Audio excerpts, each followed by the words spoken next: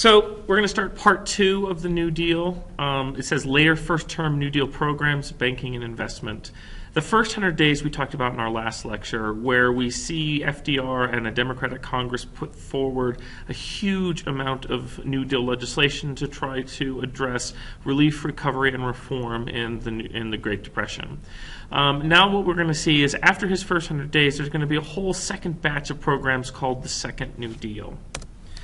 And it is a little bit more liberal than we saw in the first. FDR is going to become more and more liberal, which means more and more government programs for a couple of reasons. The first one is that his rivals are pushing him to the left.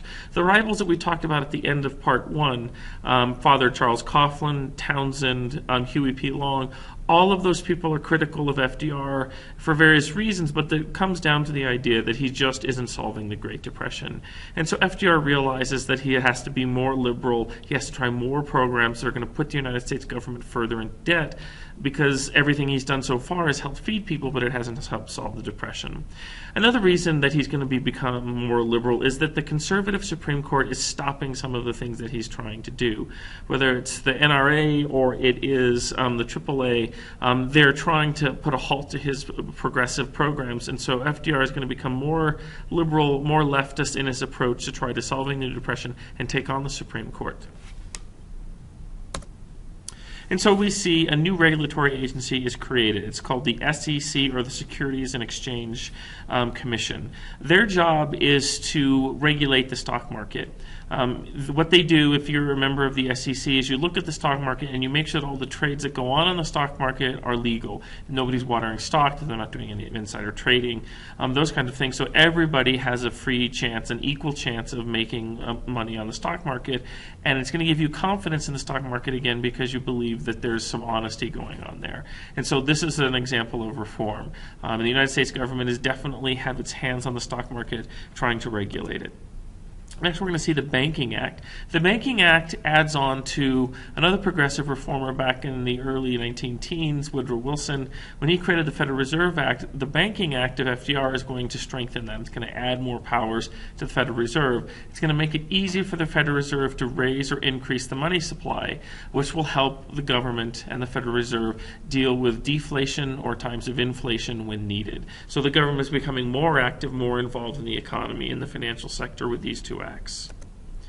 Next, we're going to see Second New Deal employment programs. We have the National Labor Relations Act, the NLRA, sometimes called the Wagner Act. This is another piece of landmark legislation. It's going to create the National Labor Relations Board, which is a permanent board that is supposed to mediate between workers and management. It's going to make sure everybody has a seat at the table when they're having negotiations about contracts or hours or safe working conditions, and it's going to make sure that unions get a fair hearing at this table.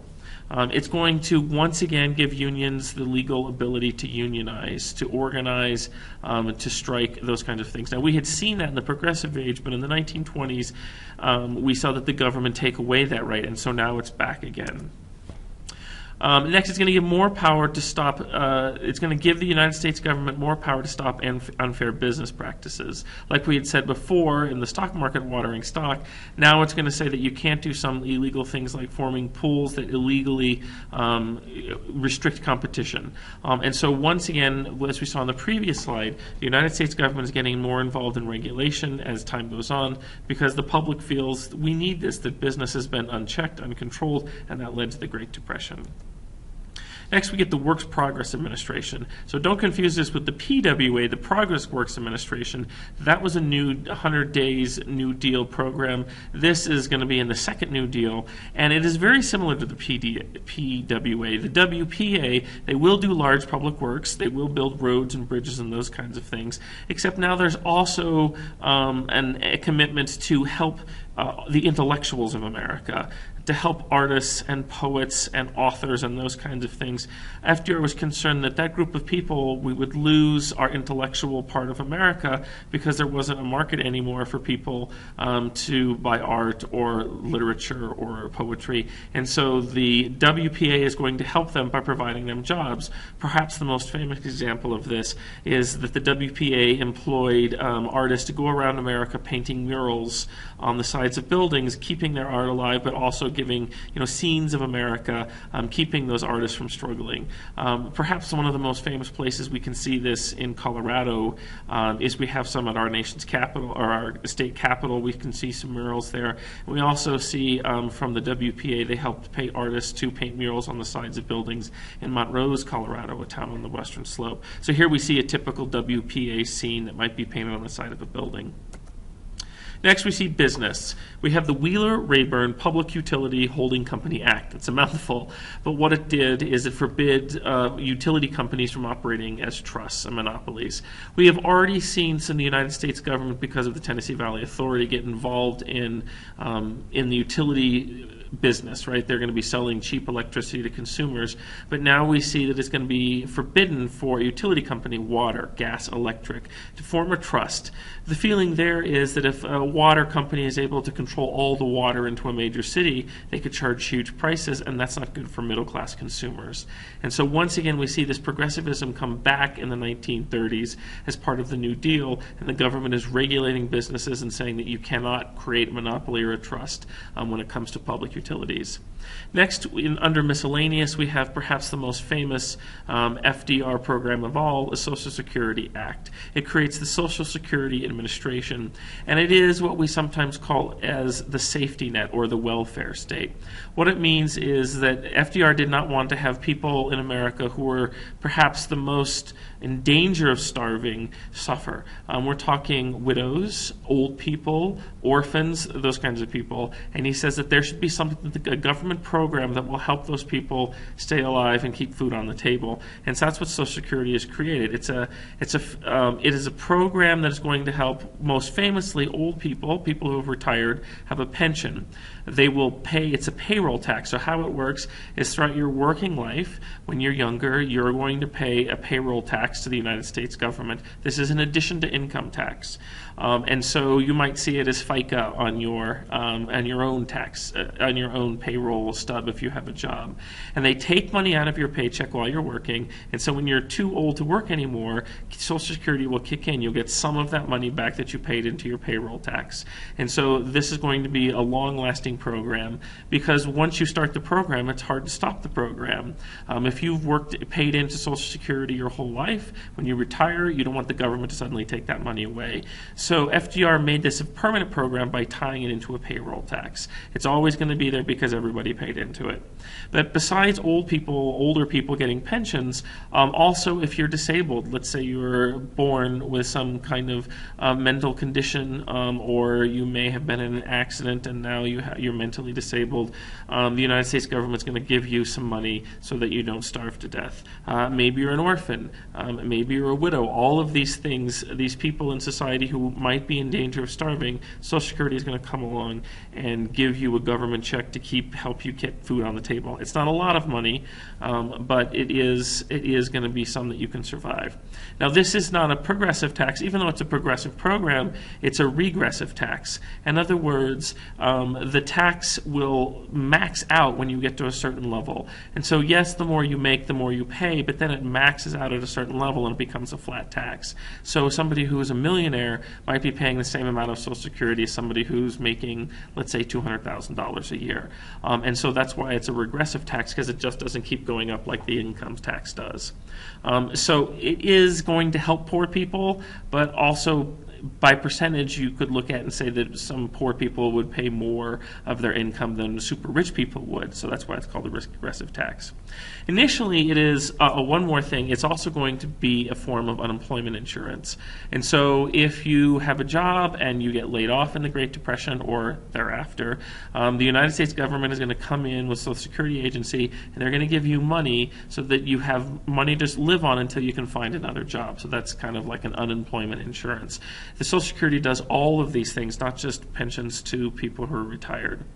Now, when this first kicks in, we're going to see that it's going to hurt the economy because it is a payroll tax. So we'll talk more about that in a minute. Next, we have labor in the New Deal as its own section. So labor unions increase. If you remember in the 1920s, workers were doing great in the 1920s because there was a shortage of workers, shortage of labor, but labor unions were struggling because the United States government was using the injunction, people didn't want to join union, whatever. So in the 1930s, we see labor unions have a rebound. There are many reasons for this, but one is because the United States government is going to protect them. We saw with the NLRA or the Wagner Act is that unions now are going to be protected by the United States government. They can organize and they can collectively bargain. We're also going to see a shift in unions, a shift in the way unions think. We have this thing called industrial unionism that is created by John L. Lewis. He is a founding member of the CIO, the Congress of Industrial Organizations. It's a very large union. It used to be part of the AFL, and they're going to split off from the AFL because they don't agree on how to structure unions. The AFL, if you remember, it's the American Federation of Labor. They primarily focused on skilled workers, and what they did is they believed in trade unionism. So the AFL believed, like I said, in trade unionism. They said that people should be organized or put into unions according to their trade. So let's take an average automobile factory. You have lots of trades in that automobile factory. You have the people who put the tires on. That's a trade. You have the people who install the radios. That's a trade. You have the people who install the windshield wipers. That's a trade. And so within one factory, you may have 15, 20, 100 different trades. Each one of those will be in a separate union. John L. Lewis thought that is silly. He said that there is strength in numbers, and so he wanted to organize by industry, hence industrial unionism. And so you'd have one automobile factory, and you'd have one big union. They would be organized by industry. You'd have auto workers, all of them in one union, instead of a whole bunch of smaller unions organized by trade. And again, he did this because he thinks if we have a factory that's organized by the AFL model, let's say that there's something going on in the factory and the people who put on the windshield wipers aren't happy with their safety conditions, and so they go on strike, and just them, not the rest of the factory, because it's only organized by trade. And so that's not going to have a lot of success, according to John Lewis. And so he says we should all be organized into one big union, and so if the windshield wipers group was not happy and they go on strike, then everybody goes on strike and make sure that they will get their pay raised or their safer working conditions because the whole factory shuts down. And so this is really the focus of the CIO. And so we see this big split in unions, and this split is going to empower many workers to join the CIO, to leave the AFL, and so because they will be successful. They have the whole entire factory going on strike. And so we see more and more people join unions because they're just more successful in their strikes. We can see it in this graph. The United States union membership as a percentage of workers in the 1930s will steadily climb up. The United States is in green. And then it'll kind of flatten out as we get into the 1950s, and we'll talk about unions in the 1950s, and then decrease in the 70s, and we'll talk about that too in future lectures. But we do see that union membership goes up for the reasons we mentioned on this slide. Next, the CIO is going to pioneer this as well. It's called militant unionism. One of the things they're going to do is unions, they have a very bad labor climate in the 1930s. There is a surplus of workers because the Great Depression is laying people off. So it's very hard for a union to go on strike and be successful. It would be very easy for some kind of a company to just lay off all their workers, and they'll have thousands of people willing to take their jobs. And so unions and the CIO realize that they have to be more aggressive. And so what they come up with is a new strategy. It's called the sit-down strike. The United Auto Workers, the UAW, they're part of the CIO. What they do is they will sit down in the factory that they're striking in. And so instead of walking off the job, instead of leaving the factory, they're actually going to sit on the assembly line. Now the company cannot replace the workers because the workers are in possession of the factory. And so it's more militant, it's more in your face. And so we see that this is going to be very successful. The United Auto Workers are going to win their strikes against General Motors and Ford because of this new tactic. Now, in the past, in the 20s or in the Gilded Age, if workers were taking over a factory by sitting down on the assembly line, the factory owner would have called in the state militia or the federal government, and they would have busted up the union and moved them out. But not under FDR. He's very pro-union. He's a Democrat. And so he did not do anything to force these workers out of the factory. And so we see that once again, we're in a time period where the government is supportive of labor unions, and they become much more successful. So now we get to the election of 1936. So if we were to look back and kind of evaluate FDR's first term, he is very successful. The Great Depression isn't over, but the economy is slowly getting better. We see that he's popular with unions, and we see that he's popular with old people and young people and people who need a job. And so he is going to be a very popular candidate in 1936. The Republicans know this. So the Republicans are going to nominate a guy by the name of Alfred Landon from Kansas. You can see the sunflower as part of his campaign button. And he promises to kind of do exactly what the Democrats are doing if elected. This shows you the power and the popularity of the Democrats and FDR, that even the Republicans realize they're going to have to copy them, the Democrats, a little bit if they hope to get elected. So he promises to do more government reforms, more government programs, more government regulation. So he's sounding a lot like the Democratic Party. But he does criticize FDR for spending too much, something that FDR was concerned about himself, spending too much on these government programs. So there's not a huge choice people have between FDR and the Republicans. It's either you can have FDR or you can have FDR light, which is what the Republicans are doing. They promised, again, do the same programs of FDR, but maybe just spend a little bit less. The Democrats enthusiastically renominate FDR. He's very popular.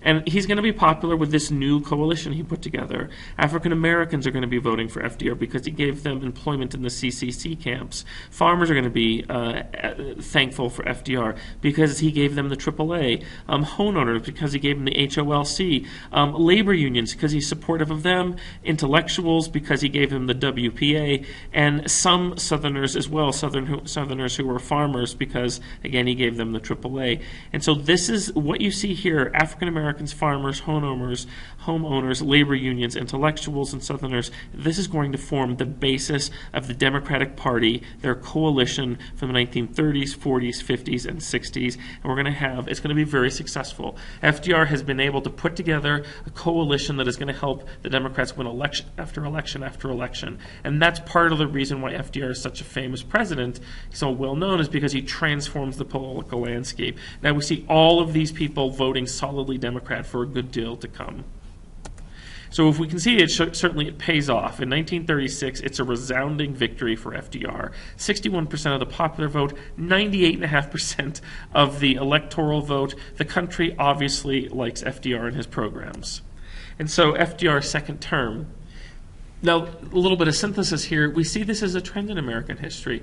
When presidents are popular in their first term, they're always going to have a tough time in their second term. We saw this with Thomas Jefferson with his embargo. We see it. We'll see it again with Reagan in the future. We'll see it with Nixon. We'll see lots of presidents are going to have troubled second terms because the good times can only go on so long for a president, and eventually he's going to make some enemies. But before we get to his second term, FDR, we saw the previous map where FDR won such an astounding victory that he believes that he has a mandate for change, that the American public have not only like FDR, but they want him to do more. What else can he interpret from that huge turnout and that huge victory for him? And so FDR sees this overwhelming victory, and he believes that he needs to get even more radical, that he needs to be even more liberal, and he understands that the thing that was stopping him from being successful was the Supreme Court. And so FDR is going to try to limit the power of the Supreme Court in his second term. He's going to take on the Supreme Court. And he can't get those Republican justices off the court because, well, they just won't die or retire. And so he comes up with a scheme called the court packing scheme as a plan to overthrow, in a sense, the Supreme Court. So what he's going to do is he can't force the Supreme Court Republican judges to retire. And so what he's going to do is he's going to pack the court. He's going to hire a whole bunch of new justices. For every Republican judge that we have that's 70 or over, he's going to hire a new, younger, liberal judge. And so he's going to increase the size of the Supreme Court. As we see jokingly done in this cartoon, we have FDR talking to one of his New Deal guys, Harold Ikes, and he says, "Harold, I may want to do this. How about another PWA grant?" Remember, the PWA is going to build buildings. And so he's jokingly saying that he's going to add so many judges that we're going to need 2 new wings. And so in the Constitution, there is no number given to how many Supreme Court justices you could have. So if he has 9 conservative justices, why not hire another 10 justices that are liberal? So he's going to increase the size of the Supreme Court to get his way. Now, this is kind of playing fast and loose with the Constitution here, and it's kind of a risky move by FDR, but he believes that people will back him because he has such a huge mandate for change. However, even though Congress is solidly Democratic, they refuse FDR. So right at the beginning of his second term, he has a setback. They love FDR, the Democrats in Congress, but they believe that he, like I said, is playing fast and loose with the Constitution. If we let FDR do this to the Supreme Court, then really the Supreme Court won't matter anymore. It does away with checks and balances. Next time we have a Republican president, he'll just nominate another 10, 15, 20 Supreme Court justices. And so, the justices will just be under control of the presidency in the future. And even though the Democrats love FDR, they're not willing to risk the future of the country and the Constitution based on this court packing scheme. And so here we see a rare opportunity for the Democratic Congress to say no to the president, and they do. This hurts his prestige right off the bat in his second term. Eventually, we see a compromise is that Supreme Court justices, they're scared too of what FDR is doing. And so some of the Republican justices, they decide it was easier just to retire than let FDR go ahead with his schemes. And so the whole court packing scheme goes nowhere because the Congress says no, and several Supreme Court justices retire so that he doesn't set this dangerous precedent, and FDR is able to get his liberal justices anyway. But it is a big example of how FDR is going to have some trouble in his second term. Next up, we're going to see that the Depression is just not going away. If we look at this chart, it shows you index of industrial production, just about how much the United States is producing. And the bottom of the Depression, right when FDR took over in 1932 to 33, we see how low it was. And then you see, because of the New Deal and all of those people getting back to work, we see from 33 to about 36, the economy is indeed getting better. It's nowhere near where it was in Great Depression times during the 1920s. That would be that would be at that 100% range. But it is getting close in 1937, and then it slightly tips over to where we were, and then the economy goes back, and it goes back into a depression within a depression. The reason the economy dips is because in Roosevelt's second term, that Social Security bill that he passed kicks in. Now remember, it was a payroll tax, and so that takes money out of people's paychecks. And so once again, we see people consuming less because the government is coming in and reaching into people's pockets with this Social Security tax. And so that's going to cause the economy to slow down. In addition, it slows down because, if you remember, FDR is concerned about the United States government going into too much debt. So in his second term, FDR starts to get rid of some of those government programs, the PWA, the CCC, the CWA. All of those things are going away because he doesn't want the government to go too far into debt. He thinks that's bad in the long term. And so when these government jobs just go away, we see now we have a whole bunch of unemployed people again, and so the economy starts to spiral down again. And for this reason, we see that in his second term, the economy actually gets worse. We have regression back to what we saw in his first term. So FDR, what is he to do? And so FDR is going to start listening to this British economist, John Maynard Keynes. And so we get this thing called Keynesian economics. What John Maynard Keynes says that the only way to get out of a depression is what FDR is kind of experiencing, is that you have to have massive government spending. It's called deficit spending. It means the government will go into debt temporarily for several years to create job programs, just like FDR did in his first term, to start providing Social Security, to providing health care, whatever, you name it. The government needs to become the major or a major employer in a nation's economy. That will, what we call, prime the pump. That will get the pump started. That'll get the economy going again. If the government steps in and becomes the employer in the short run, then that'll create people with jobs who will have money in in their pockets, who become consumers, who can start now go consuming, which will create private industry. They will start opening up factories, which will create more consumers and reverse the downward spiral. And so John Maynard Keynes believes that the government has to be the one to take the lead in fixing the economy. And that's sort of what FDR was doing in his first term, but according to John Maynard Keynes, he just wasn't doing it enough. So we have to have massive deficit spending. And so we see this chart here. It shows you as a percent of GNP, as a percent of the whole United States income, how much of that is taken up by the nation's debt. And we see that it certainly does go up during the New Deal from 1932 to 1933. All of that government spending, that deficit spending, is going to increase the debt. And so we see that the FDR will go into Keynesian economics. He will do massive deficit spending.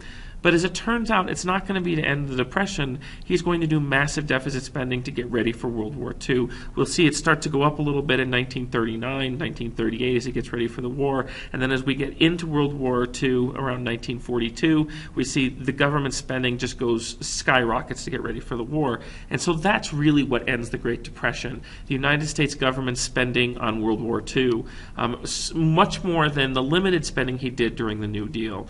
And so that's what Keynesian economics is talking about. The government starts to become the employer. It starts to spend a whole bunch, and that'll get the economy rolling again. So second term legislation, it's not as much as we saw in the first 100 days. We see he's having some problems with Congress.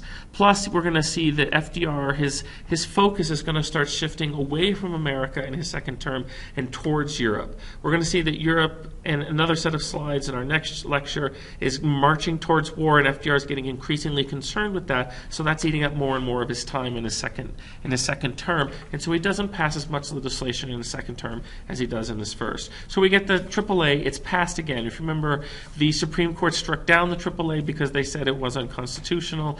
The government didn't have the right to put a tax on businesses that just did business in one state. And so FDR passes the AAA again, this time without the tax, which is kind of an example of deficit spending. We have this big government program paying farmers not to farm, but the government has no way of paying for that, so the government just borrows and borrows and borrows. And so we go into more debt. Then we get the Fair Labor Standards Act, another piece of landmark legislation. This one, however, is in his second term. The Fair Labor Standard Act is only going to involve interstate business. In other words, if you have a company that just produces and manufactures and sales just in one state, this will not apply to you. The Constitution says the federal government only has the right to deal with businesses that go across state lines. And so it's going to deal with just interstate businesses. So it's just mostly major corporations. So if you work for a major corporation who does business in more than one state, you now have a minimum wage. According to the Fair Labor Standard Act, this is a piece of progressive legislation. It's regulatory. It says that businesses have to pay their employees a minimum living wage. So no more do we see workers struggling to just get by, in theory, because businesses are paying them a pittance. Next, we see the 40-hour work week. Finally, the holy grail of labor has been passed, an 8-hour day. And so if you're working for one of these major corporations, you get a 40-hour work week. And if your boss wants you to work more, he has to give you a time and a half. Next, we're limiting child labor. If you remember, the progressives did that, and then in the 20s, conservative judges said, no, we can't tell companies who they can hire, so we had child labor again. But now, during the Great Depression, the second New Deal, or the second term, we're going to see child labor go away. And most of the people are in favor of this because it frees up more jobs, higher paying jobs for adult male workers. So you can't work if you're under 16. Now, the Fair Labor Standard Act, because it only deals with big businesses that are doing business across state lines, it ignores domestic servants. So if you're working as a maid or as a nanny, this doesn't apply to you. If you're picking vegetables in California, it doesn't apply to you. If you're a waiter or a waitress, it doesn't apply to you. And so for all of those people who are at the very bottom of the pay scale, like I said, nannies, people who are maids, agricultural workers, those kinds of people, they're not going to be helped out by the Fair Labor Standard Act at all. And so we see this has been a criticism of this act by liberals, that it just didn't go far enough. And a lot of these people, most of them are going to be minorities. A lot of domestic workers at this time were African-American women or Latino women. Same thing for agricultural workers. A lot of Latinos were working and picking vegetables in California at this time, but also a lot of Okies, a lot of white Southern farmers who were coming from the South to California. And so the lowest segments of society socially are not going to be helped out as much on the Fair Labor Standards Act. Next, FDR creates the U.S. Housing Authority. It's a government regulation that is going to set aside money every year for low-income housing. So the United States government, just like the HOLC that we saw in his 100 days, they're going to be in the business of building homes and financing homes.